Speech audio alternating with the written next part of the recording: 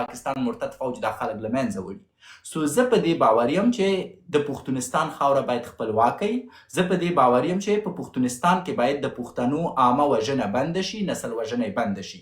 او د دې نسل وژنې د بندېدو دپاره زه د خپله پښتونخوا د خلکو نه حل لاره غواړم. که چېرته ماته وایي چې ستا حل لاره څه ده، زه وایم راپورته شئ، پنجابی ستاسو نه خپلېږي. ځکه پنجاب تاسو خپله حصه نه بولي، پنجاب تاسو په خپل قوم کې نه بولي. د پنجاب په ډرامو کې تاسو ته د ګل خان خطاب کیږي. پنجابی په پښتون خاندي، پټان باندې ملنډې وهي او پټان ته هغه حقوق نه ورکوي کوم حقوق چې دوی ځان ته لري. ډاکټر صاحب تاسو سوال نه کوئ، تاسو ماته تقریر وکړو، تاسو خبره سوال مو وکړو، خبرې کوئ. ما ځکه تقریر وکړ، زه بخښنه غواړم، ما ځکه تقریر وکړ جان چې تا په ما یوه ادعا وکړه کومه چې غلطه ده. زه تا ته وایم چې زه د پښتونخوا د خلکو نه غواړم چې خپله ازادي واخلي. ولې؟ ځکه د دوی نسل وژنه روانه ده. دا زما دریځ دی. دې کې مسلیډینګ چیرته دی؟ ډاکټر صاحب تاسو کوم زما زه همدغه خبره چې کومه خبره ما کړې هغه ما بالکل ټیک کړې. هغه زه تاسو ته وایم چې ما څنګه ټیک کړي. ما تاسو ته وویل چې تاسو نوجوان نسل ګمراه کوئ، هغه ګمراه کېدو دپاره هغه تاسو موټیویټ کوئ، لکه شنه باغونه ورته ښایئ. نو زه په خپله خبره ولاړ یم هغه شان دی. لکه مثلا تاسو ورته د ازادۍ یو جدا وطن، یو دا شین باغ دی چې هغه تاسو ښایئ. حالانکه تاسو دا ښه پته ده چې دنیا کې وطنونه یا ملکونه د جدا کېدو یا په یو نوې ریاست جوړېدو کې مختلف ګلوبل چې کوم پلیئرز وي، چې ګلوبل څونه انټرنیشنل پاورز وي، هغه ملوث وي. چې تر څو هغه نه وي ملوث، نو یو ځان له یو قام نشي راپاڅېدی چې یو منټ خبره هم زه نشم کولی. ډاکټر صاحب ما پوهېږه که نه، یو دقیقه تاسو خو ګوره ما څونه واورېده، تاسو ما له یو 2 منټه خو راکړئ چې زه خبره زه غواړم په دې دا خو بیا زه غواړم پوه شم ورور، یوه پوښتنه درنه کوم. که وایي چې نه پوښتنه مه کوه، مې زه خپل زړه خالي کوم، زه خیر چوپ کېږم. مهرباني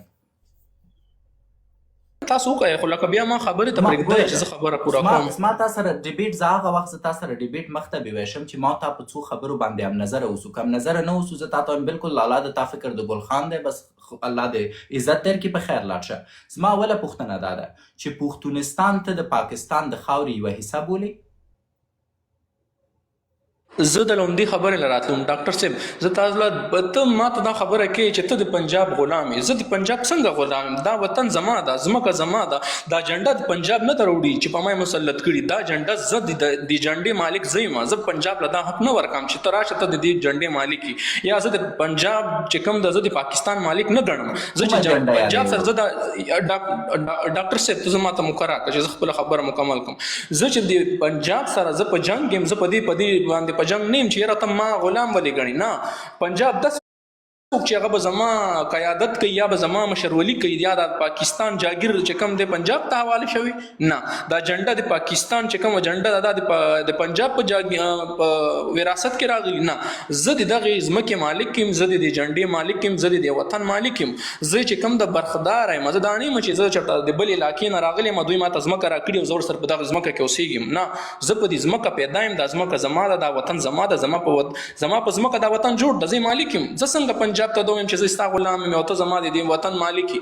نو ته ماته دا خبره ټوټلي غلطه کوې چې ته وایې چې د پنجاب غلامان یا د پاکستان غلام. پاکستان څوک ده؟ زه یم. پاکستان څوک ده؟ سند ده. پاکستان څوک ده؟ بلوچستان ده. پاکستان څوک ده؟ پنجاب ده. دا زما د وجود حصې دي، زه د دې وطن حصه یم. که ته ماته وایې چې نه ته د مهاجر وې، ته د وطن ته راغلی د بلې ځمکې نه او پنجاب تاله چې کوم دی ځمکه درکړي، وطن یې درکړی، جنډه یې درکړي، نو بیا زه تا سره منم چې زه غلام یم. خو دا ځمکه زما ده، دا وطن زما ده، دا جنډه زما ده. دا پنجاب مالا وراثت کې نه ده راکړي، نو پنجاب دې ته چې کوم د قربانۍ نه ورکړي.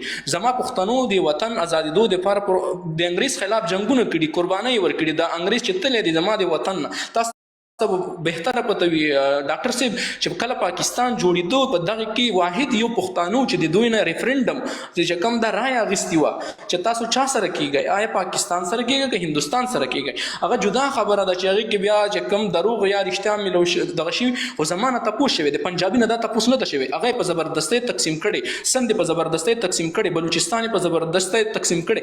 زه واحد یو قوم یم چې زما نه تپوس شوی.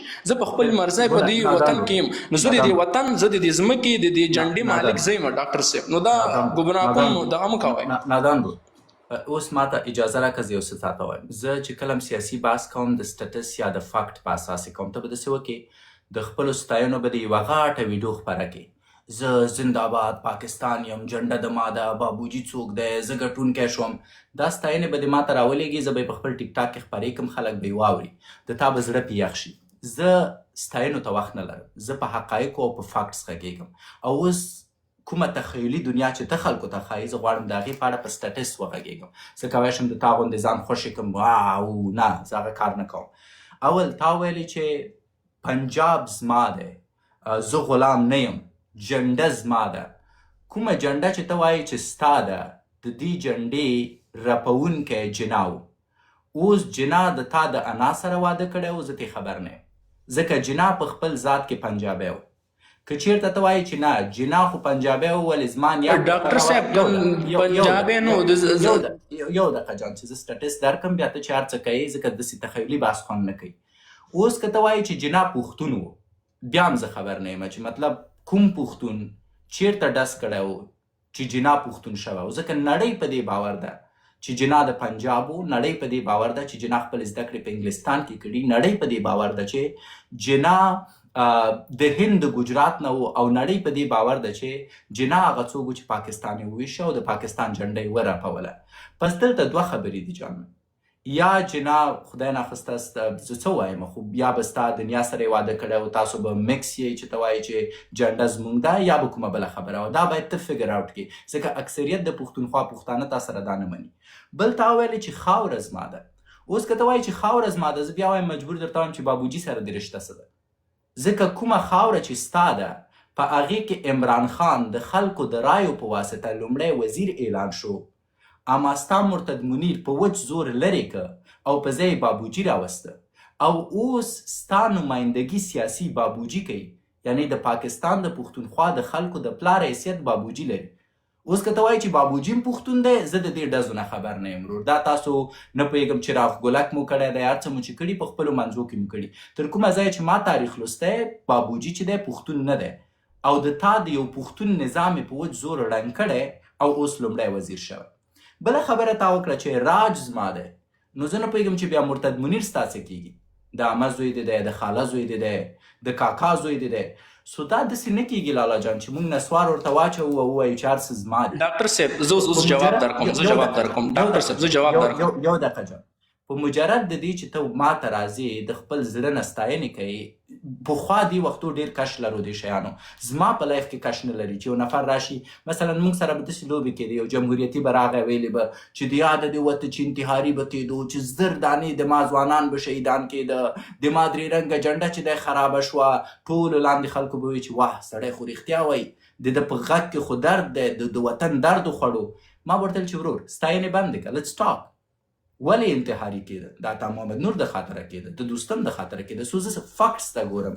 که ته چېرته ما ته ثابته کړې چې د پښتنو راج په پاکستان کې دی او پاکستان پښتانه کنټرولوي د سټټیک په اساس، نه د زړه د خبرو په اساس، زه حاضر یم خپلې خبرې بیرته واخلم. اما که ته وایې زه جواب درکوم ډاکټر صاحب، زه جواب درکوم. اولنۍ خبره تاسو دروغ وکړه، قائد اعظم پنجابی دی، قائد اعظم پنجابی نو، دا د دروغ ویل. زه ځکه درته وایم چې تاسو ګمراه پروپاګاندا کوئ. یو منټ اوس ماله مقرره کړئ. پښتون نه، خبره دا نه ده چې هغه پنجابی او پښتونو نه، ته لکه په سیاست یا پوهېږي نه او یا ځان نه پوهول غواړي. ته زما خبره واوره ول مکمل، چې تا ته ما اول ویل چې هر ګوره ډاکټر صاحب ما ته مقرره کړو، ګوره دا زه چې کوم د قائد اعظم پسې زما خبره ډاکټر صاحب، زه په قائد اعظم پسې زه د خپل ځمکه خبره کوم، زه درته دا خبره کوم. تاسو ماله زه درته وایم هغه چې کوم دا د یو پی نه او د ګجرات چې کوم دغه د نسل او اردو سپیکینګ و، ټیک شو. یو منټ ماله خوښ جان، ولې درته وایم چې خوښ ولې دې ښکته کوم چې ته کله وایې چې د ګجرات و، مونږ ټولو انډیانو ته پنجابیان وایو. زه اوس د هغه ولسوالۍ او ولایت تا ته نشم راویستی، اما زما عرض دا دی چې ته ما ته وایې چې د پنجاب جنډه زما ده، پاکستان ما رامنځته کړی. زه تا ته وایم چې خیر د تا اړیکه د جنا سره څه ده؟ جنا د دنیا خاوند و چی شو؟ اوس که ته ما ته وایې چې جنا پښتون و او ثابتوی شي چې پښتون و، ستا خبره دقیقه ده. که ته یې نشي ثابتوی چې پښتون و، پس ته څنګه وایې چې د پاکستان رامنځته کوونکی پټان دی یا پښتانه دي؟ خو خبره دې غلطه ده ولاله. اوس ته ما ته وایې چې نشه کې به ته غلط شوې، هغه د ګجرات او د هند نه و. دوی ته وایي ټر په پر پټول. د ما او تا بحث په دې نه دی چې جنا د کوم ځای و. زما او ستا بحث په دې دی چې جنا پښتون نه و او پاکستان پښتنو نه دی جوړ کړی. صدقه دې شم. بس که ته لږ په ارامه فکر وکړي چې تا څه ویلي، زه بیرته درته وخت درکوم، بیا راشه خبرې وکړه. جناب ساحل صاحب ستړی مه شي، الله دې راوله. السلام علیکم ډاکټر صاحب ورحمت الله وبرکاته. امید لرم ښه وئ. ډاکټر صاحب تاسو دوه ځلې زه مخکې هم کوز کړی یم، اوس دا ملګری هم تاسو کوز کړو، نو تاسو خو دا ما خیال ټالرنس تاسو کې نشته کوزول کوئ. زه بخښنه غواړم ورور مې، زه ډېره بخښنه غواړم چې ته مې کوز کړی یم. صدقه دې شم که چېرته بحث داسې نو زه به څه ووایم. که یو نفر ماته وایي چې پاکستان پښتون جوړ کړی او زه ورته وایم چې خیر جنا څوک و، ماته وایي چې هغه د ګجرات و، نو زه هغه سره بحث ته دوام ولې ورکړم؟ ډاکټر صاحب زما خو یو کوېسچن و، زه خو دې لپاره راوختم. زمونږ په پښتونخوا کې چې کوم دی د پښتنو آبادي چې کوم ده تقریبا سب راوند اباوټ 5 کروڑ لکه نه 5-6 کروڑ نیرلی. په دې کې چې کوم ده منظور پښتین وایي چې زه د پښتنو حقوق چې کوم دي د پاکستان د آئین د لاندې غواړم، د پاکستان د آئین مطابق. نو بیا د خیبر جرګه کېږي او په هغې کې د افغانستان جنډه لهراویږي او هغه جنډه چې هغه زمونږ افغاني وروڼه په افغانستان کې هم نشي چوتولی. او دی وایي چې زه دغه د لاندې غواړم، د آئین د لاندې. آیا دا آئین دی فالو کوي که نه؟ تاسو مال دې جواب راکړئ لږ، بیا مخکې ځو. څوک وروره؟ منظور پښتین په هکله خبره مې کوله. منظور پښتین د پاکستان آئین فالو کوي که نه فالو کوي؟ پوښتنه مو دا ده. بالکل مې دا ده. دی وایي چې زه حقوق غواړم د پښتنو د پاکستان د آئین د لاندې، د پاکستان د آئین مطابق. لکه که چېرته زه د منظور پښتین د مدافع په توګه خبرې وکړم، زه همیشه کوشش کوم منظوریان لږ څه وټکوم. اما کله چې زه د منظور پښتین د مدافع په توګه خبرې کوم، بیا زما تاسو ته جواب ډېر خوست دی. منظور پښتین په 2013 کال کې یوازې د دې د خاطر راپورته شو چې د پښتونخوا د عام ولس د مړو راتلونکی معلوم کړي. په زرګونه ځوانان د پاکستان مرتد فوج ورک کړي وه. منظور پښتین راغی، ډیټا یې راوویسته، ویې ویل چې ګوره وروره، د پاکستان مرتد فوج ته یې ویل چې زه درنه نور څه نه غواړم، د پښتنو جسدونه درنه غواړم، هغه څه چې مهرنګ بلوچ هم غوښتل. اما د پاکستان مرتد فوج دومره ظالم دی چې نه یوازې دا چې دوی ته جسدونه ورنه کړه، بلکې په دوی بندیزونه ولګول، دوی ووهل، دوی وټکول. او کله چې منظور پښتین پوه شو چې د پاکستان کوم قانون چې دوی وایي اسلامي دی په اصل کې کفري دی او دا د یو دیکتاتور د خوا اداره کیږي، نور هغه د پاکستان د هویت نه منکر شو او د پاکستان د قانون نه منکر شو او د همدې د خاطره اوس پټ دی.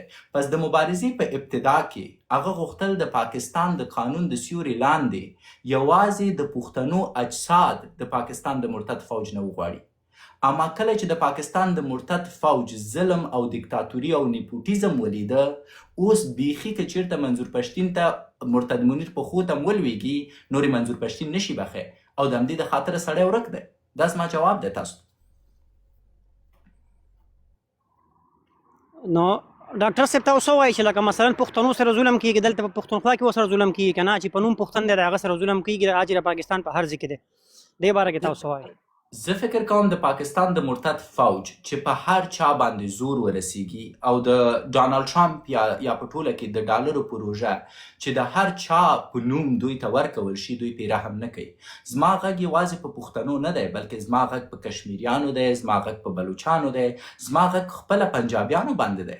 زه دوی ته غواړم یو څه ووایم چې ستاسو نظام اوس د یو رواني مریض او دیکتاتور لخوا کنټرولیږي چې که هغه ته نن ټرمپ ډالر ورکړه، نه د پنجابي عزت ته ګوري، نه د پنجابي ناموس ته ګوري، نه د بلوچي ناموس ته ګوري، نه د کشمیري عزت ته ګوري او نه د پښتون نسل ته ګوري. پس که چیرته تاسو غواړئ یو با امنه هیواد ولرئ، نه یوازې د پښتنو دپاره، یوازې پښتونستان نه، بلکې که غواړئ پاکستان با امنه کوي، که پنجابی دی، که کشمیری دی، که بلوچی دی، که پښتون دی، د دې رواني مریض پر ضد باید راپورته شي او دا مرتد نظام باید ړنګ کړي تر څو په رښتیني شکل دننه په پاکستان کې یوه خپلواکي رامنځته شي. او که چیرته دننه په پاکستان کې خپلواکي رامنځته شوه، پرته د شکه چې تر ټولو ښه رهبریت په پاکستان کې پښتون کوی شي او پرته د شکه د پښتون رهبري به چې دی، د پاکستان رهبري به چې دی، بیا هم پښتانه کوي. که د غنن تاسو دا ذهني مریض لرې کوي او د خلکو په خوښه رایګیري وکوي، عمران خان مشروع مشر دی د پاکستان او په مجرد د دې چې پاکستان کې عمران خان مشري شروع کی او ټولو ته، یوازې پښتون ته نه، کشمیری ته، بلوچي ته، سندي ته، دوی ته مساویانه حقوق ورکړي، نور به مونږ ولې د پاکستان پر خلاف راپورته کیږو؟ ځکه مونږ پاکستان ته اوس هم د یو اسلامي هیواد په سترګه ګورو.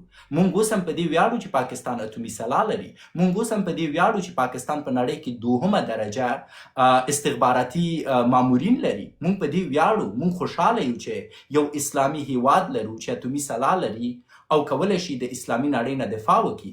اما دا اسلامي هیواد اوس په نوم اسلامي هیواد دی، بلکې دا رواني مریضانو ته په لاس ورغلی کوم چې دیکتاتوران دي او د دې اسلامي هیواد ټول عام مسلمانان یې قتل عام کړه. تاسو په پنجاب کې ونه لیدل، په مسجدونو کې د وینې دارې مو ونه لیدې. تاسو اوس په کشمیر کې نه ګورئ چې په ورځ کې په حد اوسط شکل د 10 نه تر 15 خلک شهیدان کیږي، اما څوک یې په اړه غږ نشي پورته کوی. سو دننه په پاکستان کې موضوع یوازې د پښتون نه ده، دا موضوع د پښتنو نه ډیره غټه ده. ډاکټر صاحب ډیره مننه ستاسو د وخت راکولو. ثانک یو ویری مچ. هیله کوم جان، الله مل ښه وخت ولرئ. نادان ورور که چیرته دلته یي زه غواړم هغه راواخلم. زما نیت دا نه دی چې زه یو څوک ښکته کړم یا یو څوک خفه شي، اما په عین حالت کې یوه هیله لرم جان چې ګورئ زه مریض یم، زما ستونی ناست دی، سترګې مې چې دی چنګکي څه ورته وایي چونګکي شوي دي، په ملا مې درد دی، په پښو مې درد دی. په ملا مې ځکه درد دی چې کوم ویروس نیولی یم چې اوس بل شی راته ونه وایي. سو وضعیت خرابه دی. حتی په ویښتانو چې لاس کشومه ویښتان مې هم درد کوي. او دلته چې دی څوک ازیترومایسین هم زر نه درکوي ځکه دا خارج دی، افغانستان نه دی چې ورشي درس پیچکاري درته وکړي مړی یم را ژوندی شي او مست ګرځي. اوماچ مې میښی او هغه هم چې دی یخ شو تر اوسه پورې مې خوړلی نه دی. اما دا هر څه پرېږدم، په یو مرضي ستوني باندې، په مرضي سترګو باندې، د ملا په درد او د پښو په درد زه بیا هم راځم د تاسو سره غږېږم په پښتونخوا باندې. ولې؟ د دې د خاطره چې تاسو راویښ شئ. واقعا په پاکستان کې نور باید د عام ولس وژنه بنده شي. واقعا په پاکستان کې باید نور عام ولس په هوش راشي. دا اوس په 420 میلیونه خلکو باندې د دوی د غږ بندول دا یو ډېر غټ ظلم دی. نو انشاءالله چې تاسو رانه خفه نه شئ، انشاءالله چې د پښتونخوا ملګري رانه خفه نه شي. د ورځې په پای کې د مونږ ټولو غم یو دی. حتی د پاکستان د مرتد فوج د هغه ډلې ځوانانو سره هم زه خواخوږي لرم کوم چې د مجبوریت نه دا وظیفه سرته رسوي. دا زما اصلي هدف دی. نور راته دعا کوئ، الله تعالی مې دې جوړ کړي. د تاسو ټولو نه نړۍ مننه چې په ننني بحث کې وئ، په ځان باندې ډېر زیات پام کوئ. انشاءالله چې مسلمانان آرامه شي، انشاءالله چې ټول مسلمانان هغه حقوق ترلاسه کړي کوم حقوق چې په امریکا کې، په کاناډا کې او په اروپا کې کفار لري.